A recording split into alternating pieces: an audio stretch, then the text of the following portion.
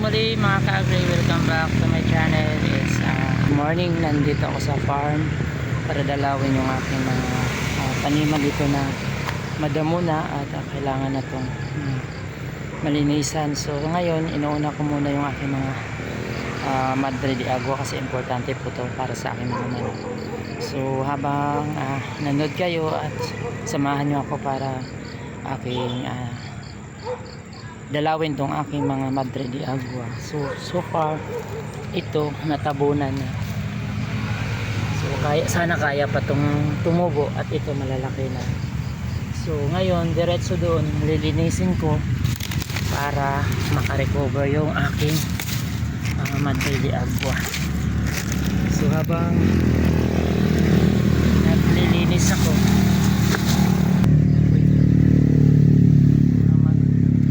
share ako ng videos para sa update ng aking Madre de Agua kasi kailangan natin ito para sa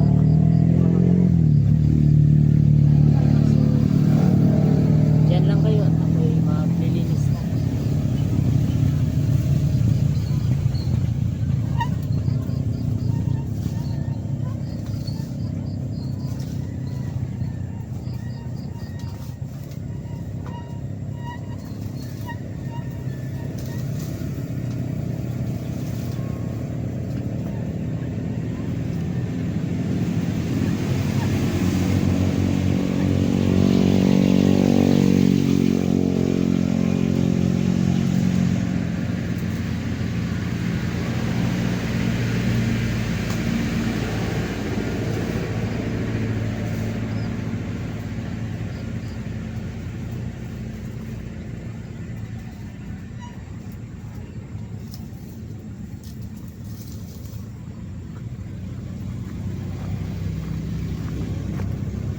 So mamaya pala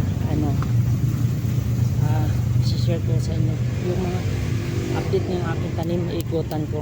So after nito balikan ko kayo para sa update ng aking mga Madre de Agua. Ayan, i-update ko na kayo sa aking mga Madre de Agua. Lang, minuto lang natapos ko pa agad yung pagdadamo. So update ko ngayon, samahan nyo ako. Okay, ito po ay naitanim ko mga 2 months ago. So yung aking Madre de Agua, sad to na magdalaw ako is dami lamok, grabe lamok dito, ay may sakit po. So sana maka-recover kasi nilinis na natin. So yan po ay ayan po, pangalawa. May pangatlo doon, medyo alanganin, naghihirap kasi na kayo lang nalinisan. Pang-apat,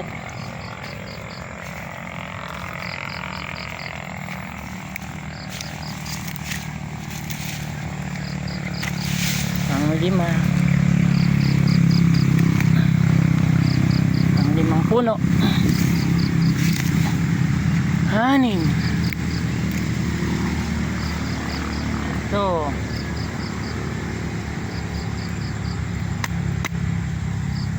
8. Ang dami na oregano dito mga ka-agri, binibenta ko to, may buyer dumadating dito.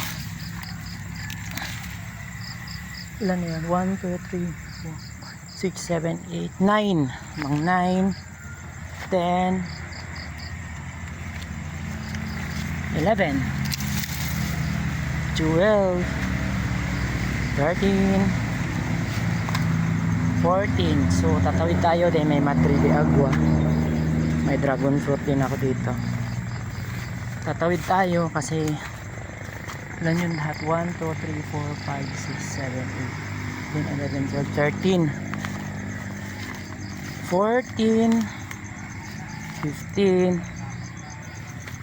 16, 17. Yun lang po ang nabuhay kasi dito magubat na. Yung po, yung aking mga malunggay sobrang laki na nila. Kailangan na nilang i-trim at hindi na makaginhawa yung aking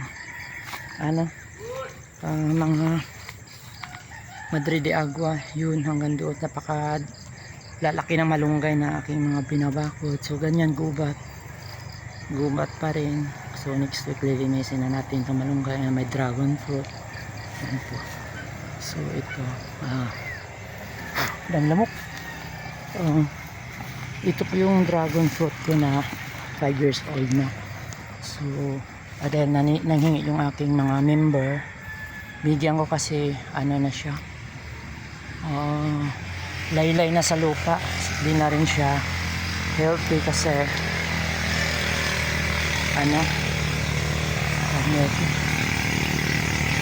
sayad na sa lupa. So I need to trim para dumami yung kanyang sanga at magbunga ng mas marami.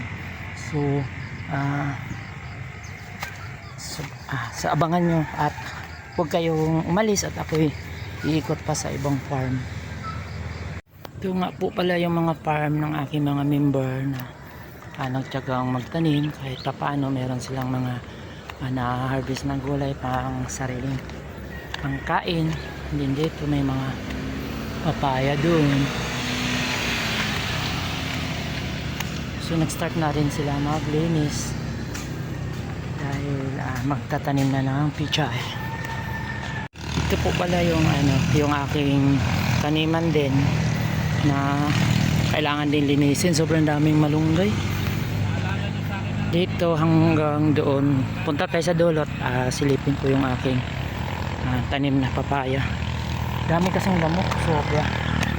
So ito po yung aking binigay na taniman. Daming okra, gumulang na lang yung okra. Daming kamote dyan.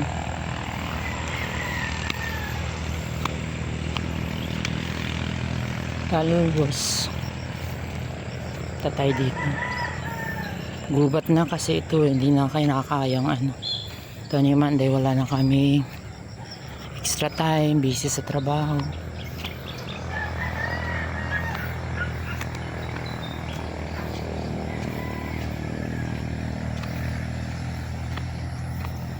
Diyan ang sagingan.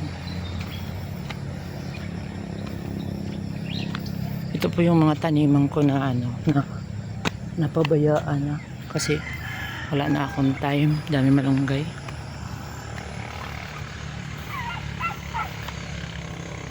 Dito po yung aking taniman ng mga busito. Ganda ng ani ko dyan. Sobrang dami kong na-harvest. Ngayon magubat na. Then ito, ikutin natin yung aking papaya. Yun po yung aking papaya. Sobrang dami ng bunga nito. Kaya lang ninanakaw. Ayan, binalot ko yan ng sako kaso lang wala nang laman. So ang dami pa rin bunga niya. Ayan, ang taba. Tayo dito. Ito po yung aking talungan before. Ngayon gubat na ulit kasi panay ulan. So lilinisin ko to kasi naka-ready na yung aking mga talong. Yun ang taniman natin ng talong. Balik tayo. Bababa tayo kasi yung aking mga taniman doon. Umpisahan ko ngayon mag bungkal para sa pichay. So dyan po hanggang doon mga taniman po namin yan. Nakapabayaan na kasi wala na rin time para magtanim gawa ng panay ulan. So bababa ako ngayon para sa aking isang lote pa sa baba na kailangan kong linisin. Yun po pala ang laliman ng aking treasurer na hindi na rin naasikaso. Ang dami pang mga naiwan na mga tanim gulay. May mga drum pa sa loob. Then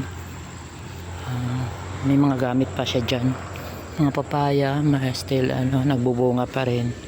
Then dito sa isa kong member hindi na rin nakapagtanim kasi nabisi sa pagtatahi dyan. Yan, may mga papaya siya dyan.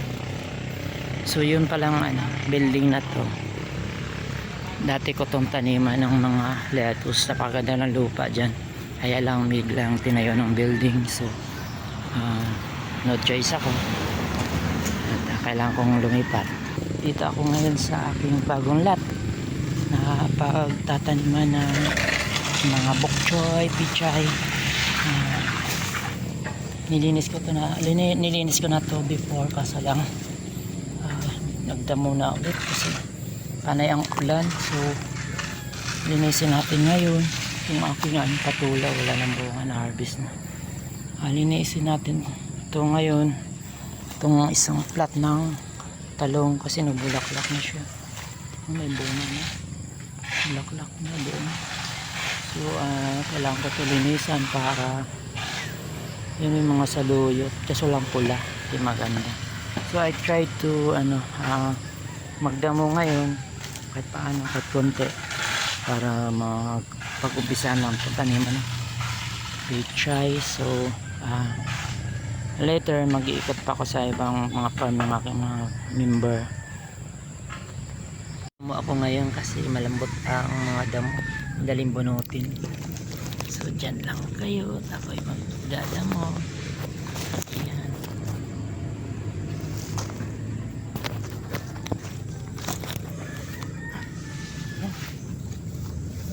Ito yung taniman ko ng pichay. Malambot na yung damo.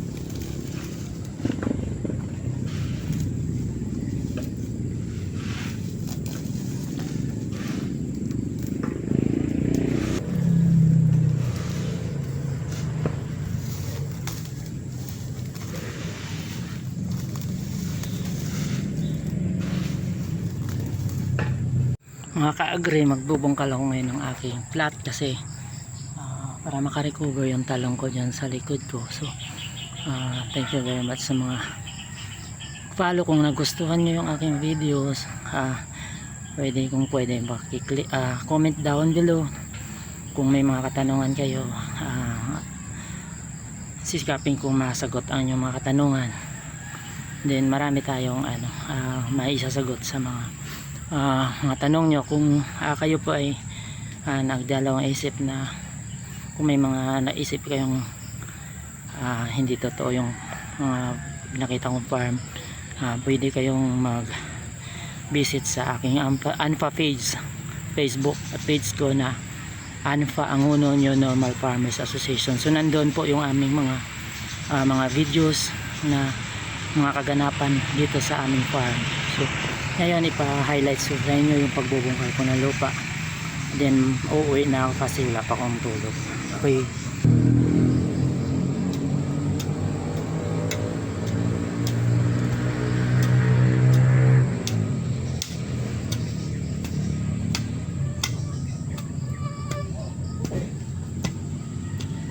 Pichay na ako dito. Yun doon, taniman mo ba? Saan? Sa akin? Oh, mayroon naman tanim doon. Linisin ko lang yun. Pwede pa. Oh. Pwede din pa ito masagin. Supatin ko lang kasi maliit yung sukat eh. Kaya nga. Pato na Ngayon na. Oo. Nag-usog yata sila, no? Sige. Tago ko lang pa. Alright mga ka-agree, pawis na ako. Then nasa likod ko ay nagawa ko na isang flathead. Ay may mga talong dyan at kailangan na rin abunuhan. So magpakita lang ako ng counting pag-aayos sa plat kasi uuwi na ako para makita nyo na legit po yung ginagawa ko. So highlight lang din, lahat itong ginagawa kong videos is original, ginagawa ko every time ako na gumagawa sa farm or sa backyard. So ngayon pakita ko sa inyo yung pag-aayos ko ng plat. Then uuwi. Ayan, another achievement. Nagawan ko na rin ng plat yung aking mga kunting talong. dahil ito ituloy-tuloy ko na, marami punda sa bahay. So ito abonuhan na lang. Alright mga ka-agri, natapos ko yung isang plat na talong na may halo okra. Then itong taniman ng pichay, bok choy, yan. So tuloy-tuloy na tayo. Kung nagustuhan nyo yung aking videos, comment down below mga tanong, at saka mag-subscribe na rin at mag-click ng notification bell kung natutuwa kayo. So kailangan bye bye. Ganyan po ang mga plat para yung tubig sa kanal na lang dadaan, hindi na magpuputik yung mismong taniman. So dyan lang po, hindi na ako makaikot sa aking mga members. So thank you very much, bye bye.